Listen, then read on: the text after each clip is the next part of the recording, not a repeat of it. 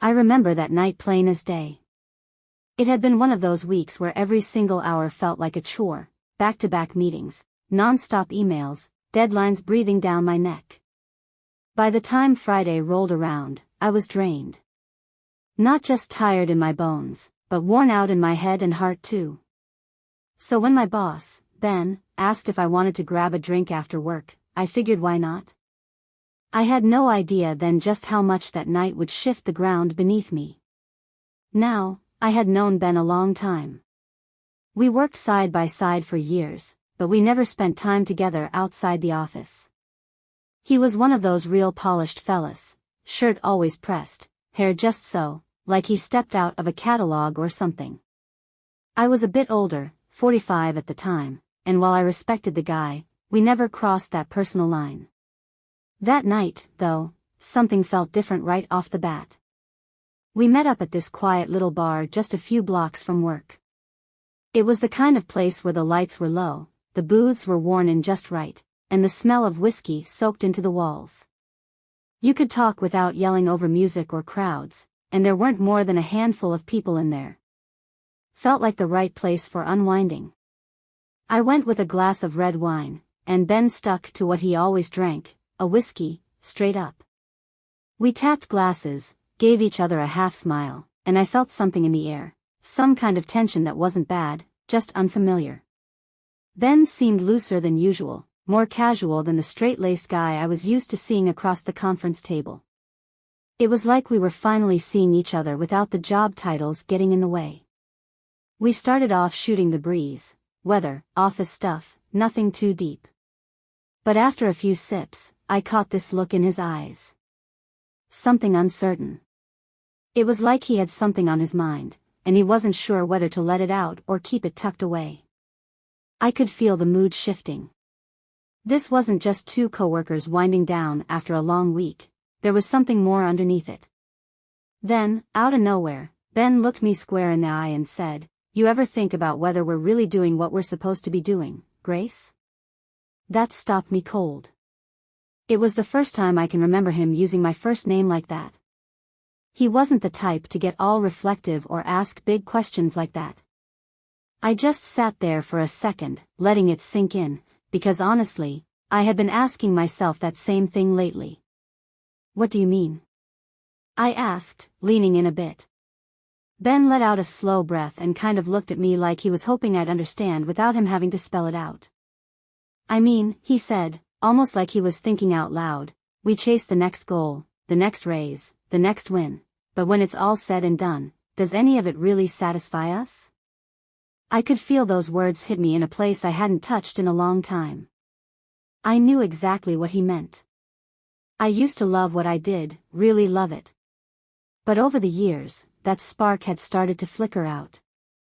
It wasn't one big thing, it was the grind, the pressure, the feeling like you're running in place while pretending it's progress. I opened my mouth to say something, but Ben lifted his hand gently, like he wasn't done yet. "And that's not even the wildest part," he said, voice lower now, like he didn't want anyone else to catch what he was about to say. "What if I told you I only got this job, this whole career path, not because I earned it outright, but because someone gave me a hand up? Someone who changed the course of everything for me."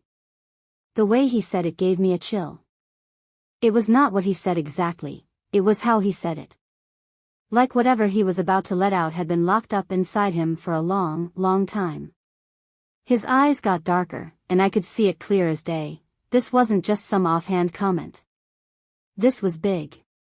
Heavy. I leaned in a little, not even realizing I was holding my breath. My heart picked up pace. "Who?" I asked, quiet as a whisper, almost scared to hear what he'd say. Ben looked down at his drink, his fingers tapping the side of the glass like he was trying to buy himself time. "It's someone you know," he finally said, voice so low I could barely hear him. "Someone you've worked with for years." My mind went into overdrive, trying to connect the dots. Was it a coworker? One of our old team leads? Maybe someone in upper management? I had worked alongside so many folks, but I could not think of anyone who would have had that kind of influence on Ben's whole career.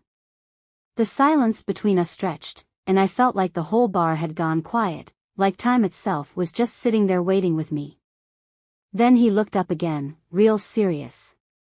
"It was you, Grace. You're the reason I got to where I am." I froze. Just like that, my breath caught in my throat. I blinked, wondering if I had heard him right. I leaned back in my seat, eyes on him, trying to wrap my head around what he had just said. What do you mean, Ben?" I tried to keep my voice even, but it was shaking. A part of me wondered if he was messing with me, but one look in his eyes and I knew, he was dead serious. This wasn't some joke. This was real. And for the first time since I had known him, Ben looked truly exposed. All that polished, professional armor was gone. What I saw sitting across from me was a man letting down his guard. He took a slow drink from his whiskey, but I noticed the slight tremble in his hand before he set the glass back down. Then he leaned in, his voice quieter but steady. "Back when I started here," he said, "I had no idea what I was doing. I was just trying to survive. The company, the pressure, it was all a blur. I was in way over my head." I listened, still stunned, but now curiosity had taken over. "So what does that have to do with me?" "I do not get it," I said, almost begging for clarity. He took a deep breath, like he was reaching inside himself for the right words. "You were the one person who believed in me," he said, looking right at me. "I remember that first assignment we worked on together. Nobody gave me the time of day. They brushed me off like I was just some rookie. But not you. You sat with me. You listened. You showed me how to figure things out. You never made me feel small." He shook his head slightly, as if even now, it was hard to believe. "You probably don't even remember it like I do. But to me, that changed everything. You gave me something I did not even realize I needed back then, confidence. You helped me believe I had a place here. And it was not just that one time.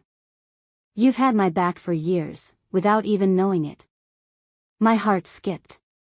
I had never thought of myself as someone who could make a difference like that.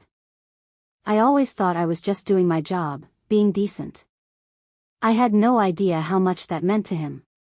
"Ben, I started, but he held up a hand to stop me. "I know this is probably a shock," he said. "It was for me too, once I figured it out. But it's true.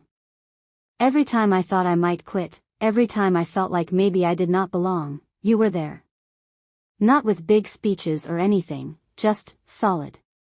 Always steady. You reminded me that I had something to offer." His voice cracked a bit.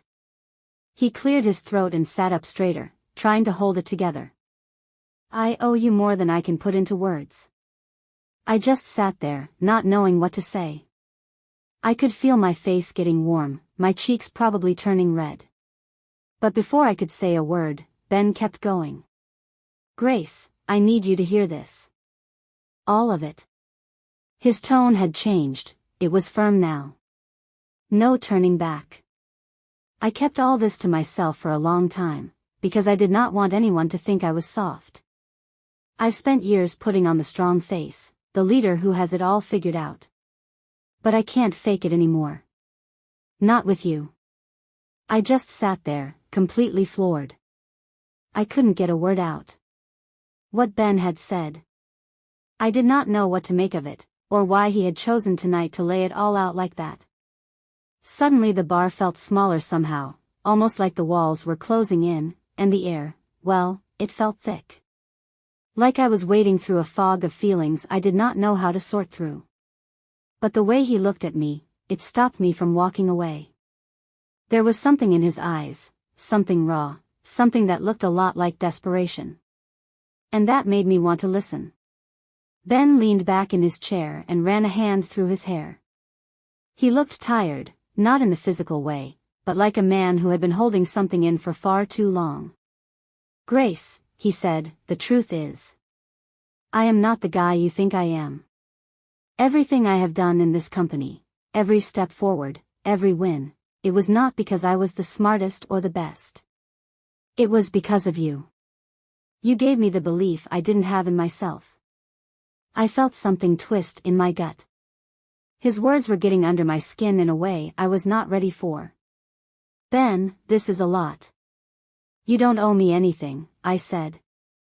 I tried to keep my voice steady, but it shook anyway. He just shook his head, firm. No. I do owe you. You need to understand this. I never told you, not once, how much you have meant to me. And I am not just talking about work. You've been more than a coworker. You've been a light, Grace. Something constant.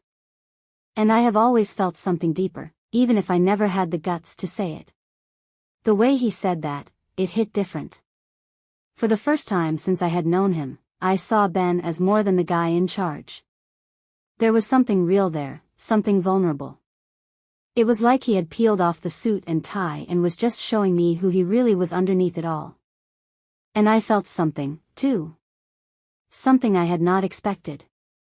A mix of surprise, warmth, and maybe even something more.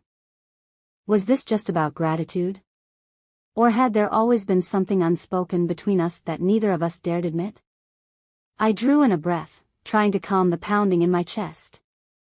I didn't know, Ben, I said quietly. I never imagined you saw me that way. He looked down into his glass, then back up again, and the look in his eyes, it was searching, hopeful, unsure. I kept it professional. I had to. But now, after all this time, I can't help but wonder, what if there could be something more? What if this connection we've had, it was never just about work? My heart skipped a beat. That idea, it caught me off guard. I had always kept a clean line between personal and professional. That was the rule. You do not cross it. But looking at Ben now, I was not sure anymore. I was seeing him different. And that scared me a little. We sat there, quiet for a long stretch. The sound of the bar faded into the background like it wasn't even part of our world anymore. It was just the two of us, sitting in this thick silence, not sure what to do next. My face felt warm. I could tell I was blushing, even though I didn't want to. But something inside me was shifting. It was like the ground was moving, slowly but surely, under my feet. Then I finally said it, soft, but honest. I don't know, Ben. This is a lot, but I'm glad you told me. And I meant that. I was glad he had opened up. Even if it left me confused. Even if it stirred up things I wasn't ready to deal with. Because deep down, some part of me had needed to hear it. Some part of me had been waiting for it. Ben gave me this little smile, half nervous, half relieved. I get it, Grace, he said. I didn't come here expecting anything from you. I had to say it. You have always been the steady hand in my life, the one I could count on.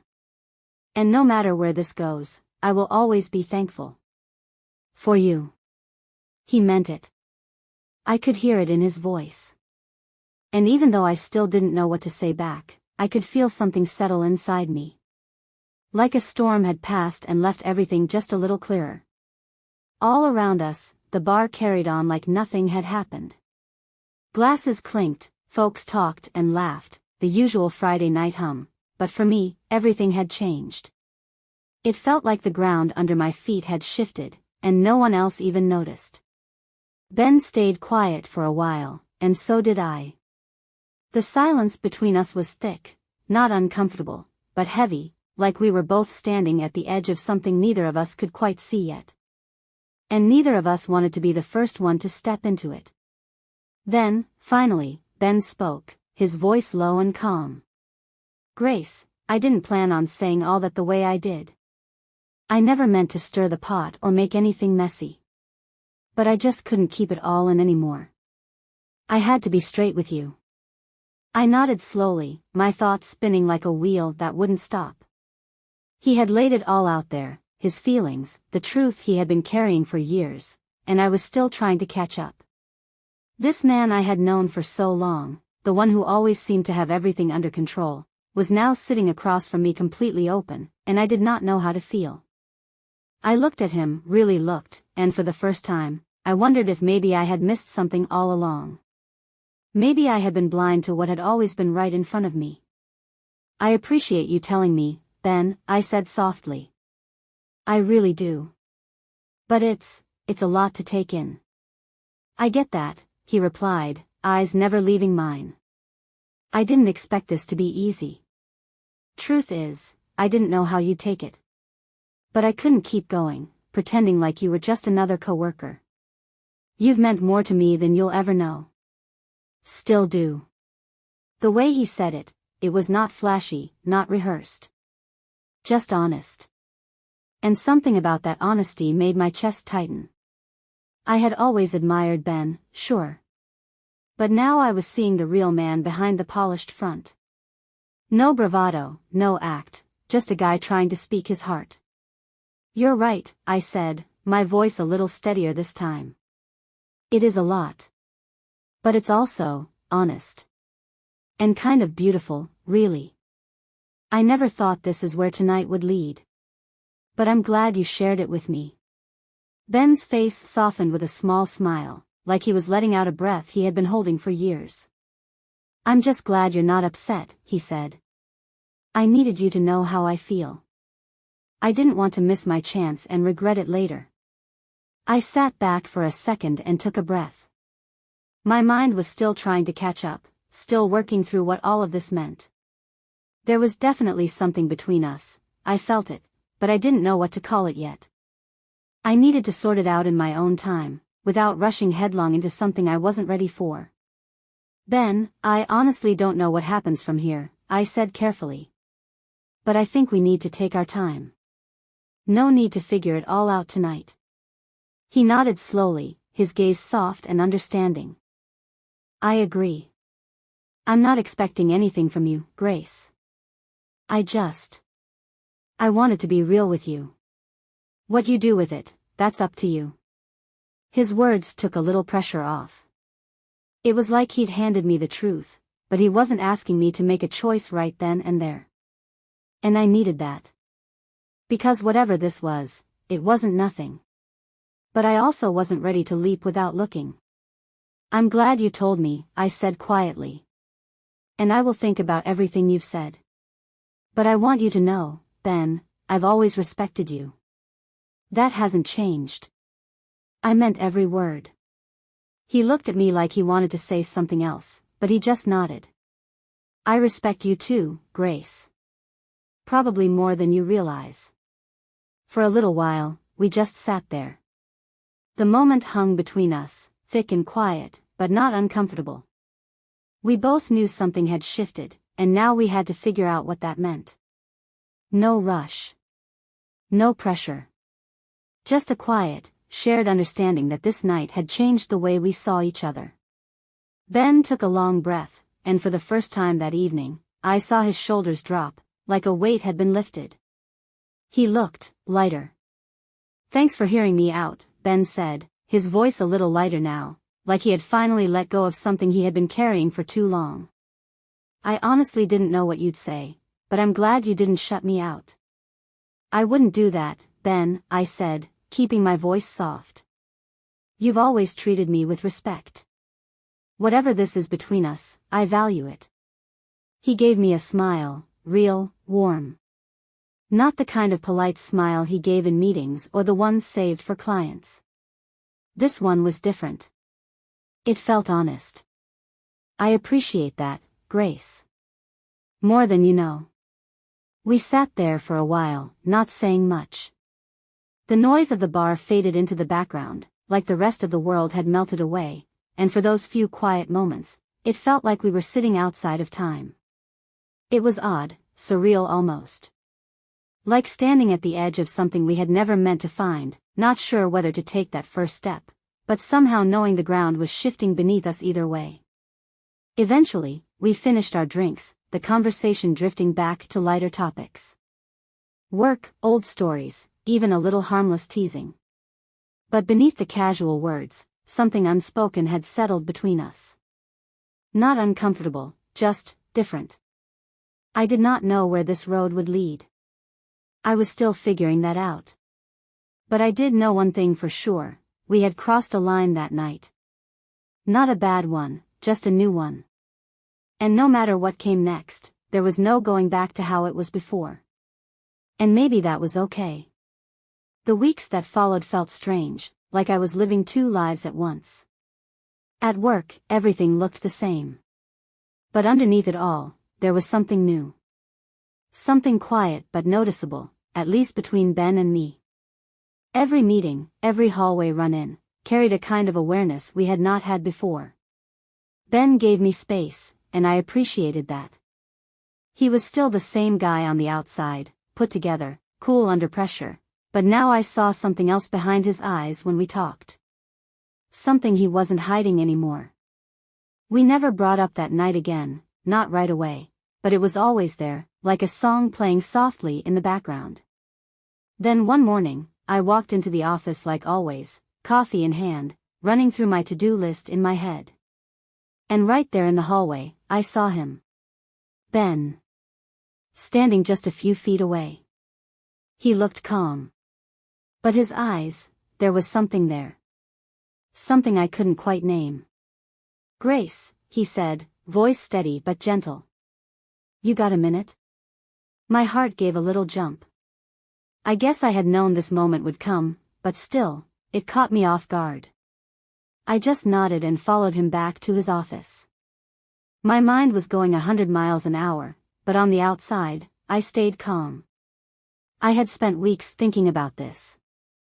Now it was here. He closed the door behind us, then moved behind his desk, motioning for me to sit. I took the chair across from him, and for a second, we just looked at each other. There was a lot sitting in that silence, but this time, I didn't feel anxious. I felt ready. Ben finally spoke. "Grace, I've been thinking a lot about everything that happened between us. What I told you that night, I meant every word. And I've just been wondering, are we okay? I don't want to lose what we have. Whether it stays as just co-workers, or whether it grows into something more. I just want to make sure we're both on the same page." He said it straight, no games, just a man trying to be clear about where he stood. I looked back at him and took a breath before I answered. "I've been doing some thinking, too," I said. "And I realized that night wasn't just you opening up. It was a moment where everything shifted, for both of us. But that doesn't mean we need to figure it all out right away.